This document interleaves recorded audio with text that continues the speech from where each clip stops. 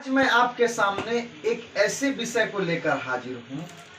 जो विषय हमारे आपके घरों में सामान्यतः घटित हुआ करता है।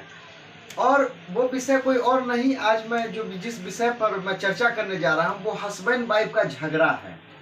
हस्बैंड वाइफ का झगड़ा क्या होता है कि जब वो विस्तार रूप पकड़ता है तो वो कोर्ट कचहरी तक चला जाता है और वकील साहब के नासमझी की वजह से हस्बैंड वाइफ एक दूसरे से अलग हो जाते हैं। तो मैं चूंकि क्या है, एक मुंबई में एक बांद्रा कुर्ला कॉम्प्लेक्स में फैमिली कोर्ट है और फैमिली कोर्ट में ऐसा है कि सिर्फ फैमिली मैटर का सिर्फ 7 कोर्ट है। तो फैमिली यहाँ जो मैंने अभी तक जो देखा, चूंकि मैं भी पेशा से वकील हूँ, अभी तक मैंने जो देखा समझा और महानगर के वकील फैमिली मैटर को कैसे सुलझाते हैं, मैं चाहता हूं आज जो सामान्य जो भी दर्शक हैं या जो भी वीडियो देखने वाले हैं उन तक ये वीडियो पहुंचे। असल में अगर कहा जाए तो महिलाओं के अधिकार के रक्षा के लिए बहुत से ऐसे कानून बने हैं जो नहीं, वकील साहब कुछ ऐसे वकील साहब हैं जिनको अनुभव नहीं होने की वजह से वो गलत दिशा में वो केस कर देते हैं और हस्बैंड वाइफ एक दूसरे से अलग हो जाते हैं। यहाँ तक मामला चला जाता है कि डाइवोर्स हो जाता है। तो अगर हस्बैंड को वाइफ से या वाइफ को अगर कुछ शिकायत हो तो उसके लिए क्या करना चाहिए ताकि उनका घर नहीं उजड़े और दोनों सुखी संपन्न रहें। तो सामान्यतः देखा क्या जाता है कि अगर कोई महिला अगर किसी वकील साहब के पास जाती है तो वो क्या करते हैं कि उनको 498 महिला के द्वारा जो है कोर्ट में दर्ज करवा देते हैं केस।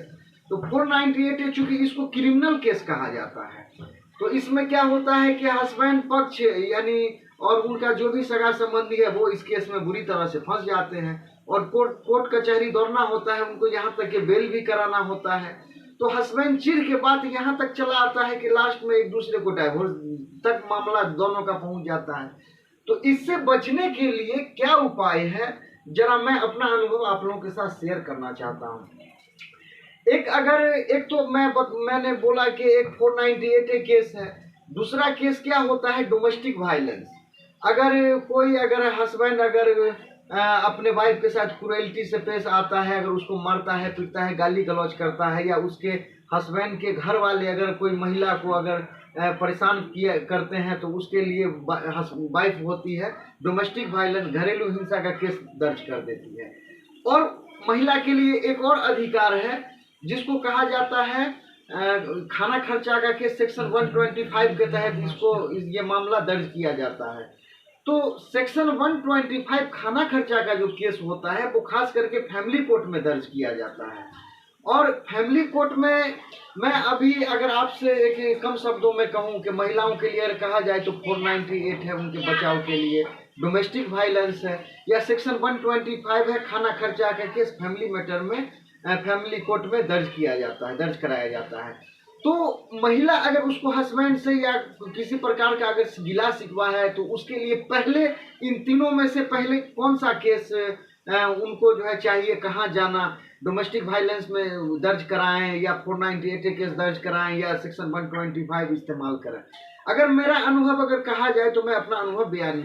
कर रहा हूँ। चूंकि फैमिली मैटर में होता क्या है, जो केस जो भी महिला अगर कोई भी महिला अगर अपने हस्बैंड पर खाना खर्चा के लिए अगर दर्ज करती है, फाइल करती है,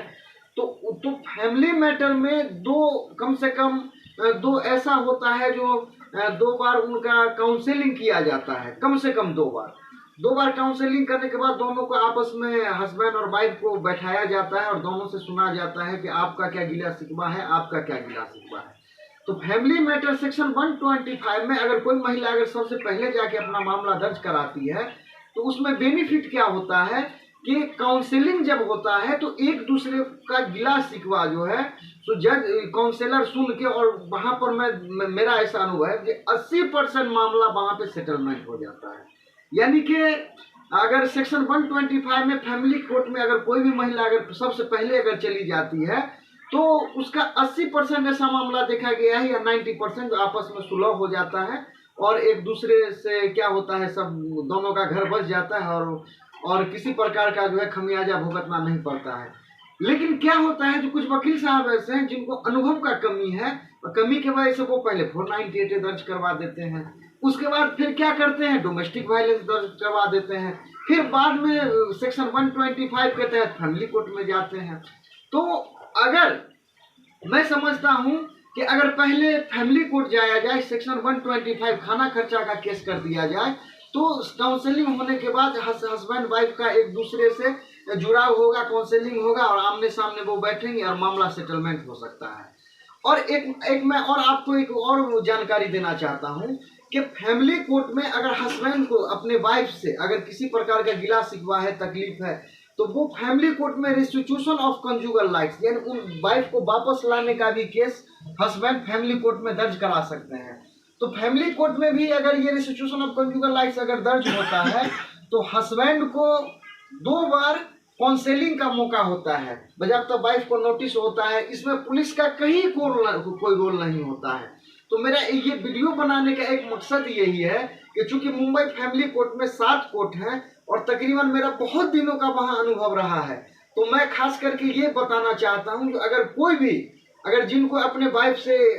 यानी हस्बैंड को वाइफ से और वाइफ को हस्बैंड से अगर किसी प्रकार का गिला शिकवा होता है, तो मेरा उनसे ये स्पेशल सजेशन है, उनसे मेरा रिक्वेस्ट है कि आप पहले फैमिली कोर्ट जाएं। अगर फैमिली कोर्ट में अगर आप मामला दर्ज कराते हैं तो आपका मैं समझता हूं घर बसने का चांसेज रहता है। नहीं तो अगर पहले क्रिमिनल, हालांकि सेक्शन 125 भी क्रिमिनल ही केस है, लेकिन इसका जो भी प्रोसीजर फैमिली कोर्ट में चलता है, इसमें कहीं कोई पुलिस का रोल नहीं होता है।